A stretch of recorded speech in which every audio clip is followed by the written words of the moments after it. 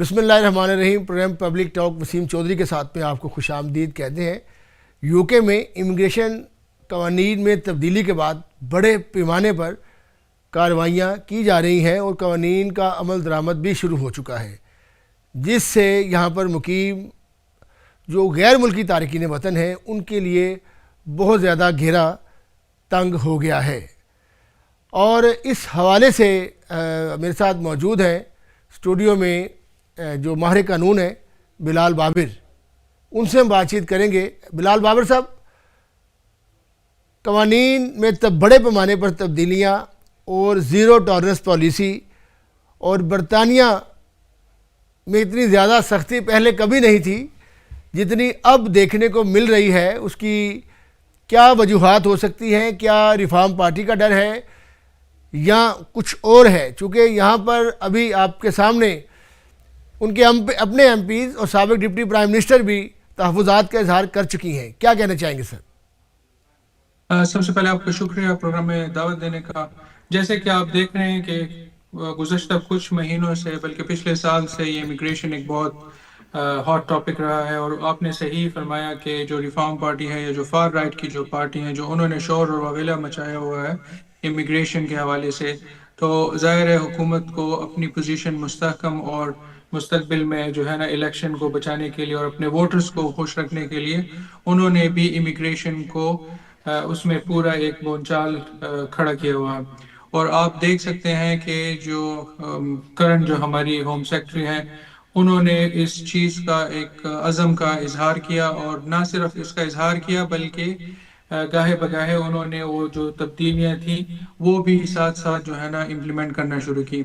اب اگر ہم اوورال ایک جائزہ لیں تو مجموعی طور پہ 8 جو ہے نا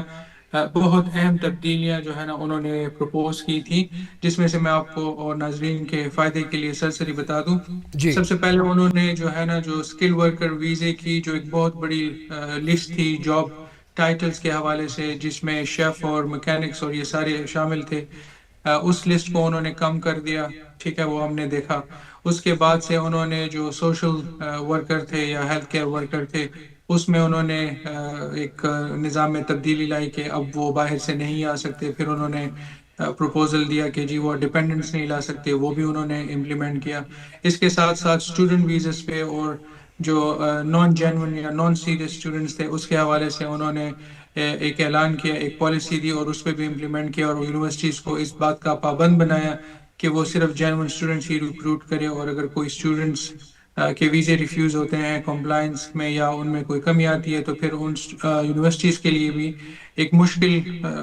کھڑی کر دی کہ وہ اپنا لائسنس جو ہے نا فارن اسٹوڈنٹس بلانے کا وہ لوز کر سکتے ہیں. اس کے ساتھ ساتھ انہوں نے انگلش لینگویج جو ریکوائرمنٹ ہے جو A1 سے A2 اور B1 سے B2 پہ وہ جو اس کا لیول ہے اس کو بڑھانے کی انہوں نے بات کی، جو کہ ابھی امپلیمنٹ نہیں ہوا لیکن امید ہے کہ وہ بھی کچھ اس میں ہو جائے گا. اس کے ساتھ ساتھ جو 2 اور اہم چیزیں تھیں، ایک تو یہ جو دورانیہ ہے انڈیفینٹ لیو ٹو ریمین کے کوالیفائی ہونے کا، یہ میرے خیال میں ایک سب سے بڑا جو ایک چینج ہے جس کی وجہ سے جو موجودہ جو صورتحال ہے وہ کافی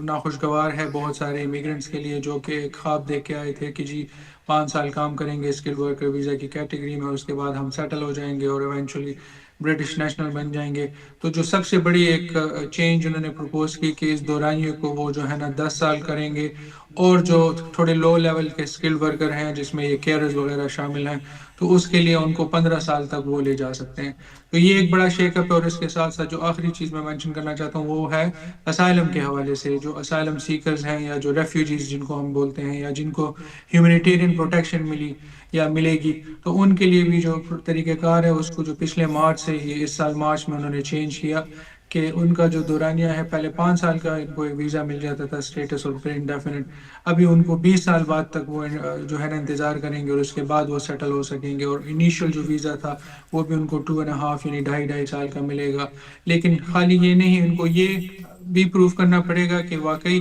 وہ متواتر جو ہے نا ان کی جان کو خطرہ ہے یا ان کے جو حالات ہیں وہ ایسے نہیں ہیں کہ وہ واپس جا سکیں. اس کا مطلب یہ ہوا کہ صرف ایک بار نہیں، ہر بار ایکسٹینشن کے ساتھ اپلیکنٹ کو اسائلم یا ریفیوجی کو یہ پروف کرنا پڑے گا. تو یہ وہ جو ہے نا 8 چیزیں تھیں مینلی جس پہ جو ہے اپنا ہوم سیکٹری کا یہ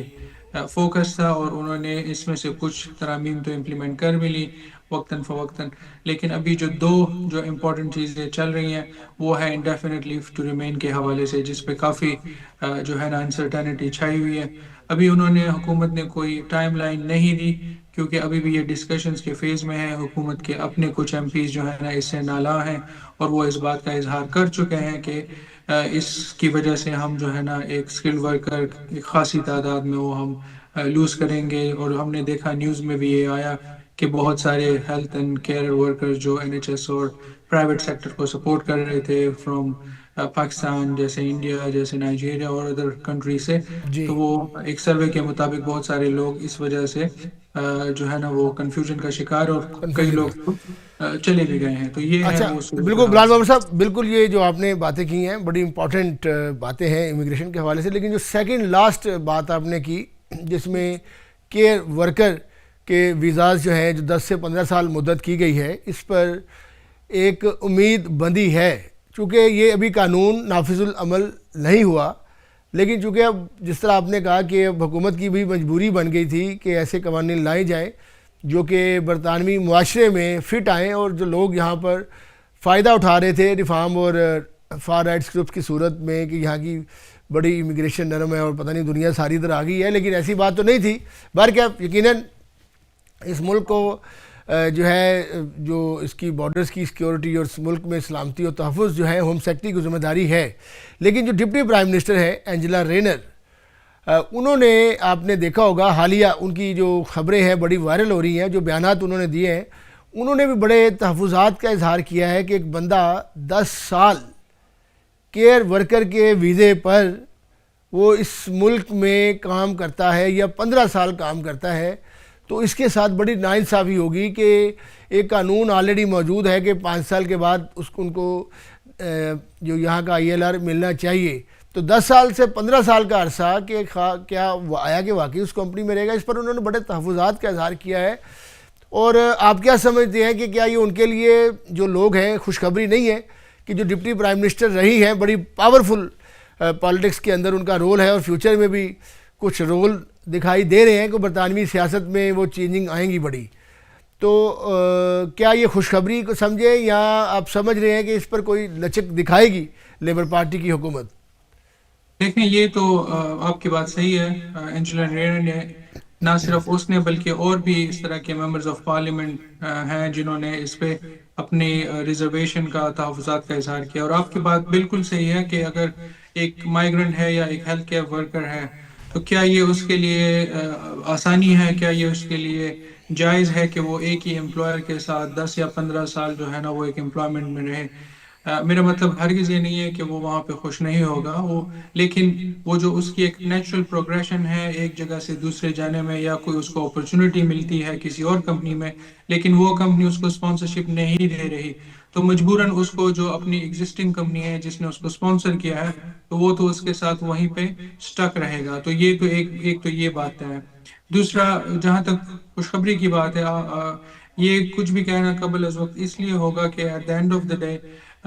ہوم سیکٹری نے فیصلہ کرنا ہے اور ایک پروسیس کے ذریعے وہ جو ہے نا پارلیمنٹ میں جائے گا بل, پھر اس پہ ڈسکشن ہوگی, تو جو بھی اکثریت رائے سے فیصلہ ہوگا تو وہ جو ہے نا ہم سب امپلیمنٹ کیا جائے گا. اس کے ساتھ ساتھ جو بڑی امپورٹنٹ چیز میں کہوں, جی جو دوسرے سینئر منسٹر ہیں ویسٹ ریڈنگ, انہوں نے بھی کل ایک بیان دیا کہ اگر وہ پرائم منسٹر بنے تو وہ جو ہے نا اسکلڈ ورکر پوری دنیا سے اسکل ورکر کے لیے اور آپشنز جو ہے نا وہ غور کریں گے اس پہ, جو کہ اگین میرے حساب سے شاید وہ ایک پولیٹیکل سٹیٹمنٹ ہے, شاید وہ ایک جو ہے نا کوشش کر رہے ہیں جو امیگرنٹ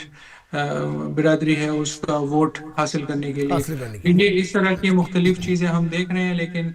اس کا فائدہ یا نقصان جو ہے نا ڈائریکٹلی جو امیگرنٹ ہے جو یہاں پہ آیا ہوا ہے اس پہ ہوگا. تو اس کینچا تانی میں نقصان یا فائدہ امیگرنٹ کا ہی ہوگا, اور یہ وقت ہی بتائے گا کہ یہ کس کروٹ یوں بیٹھتا ہے.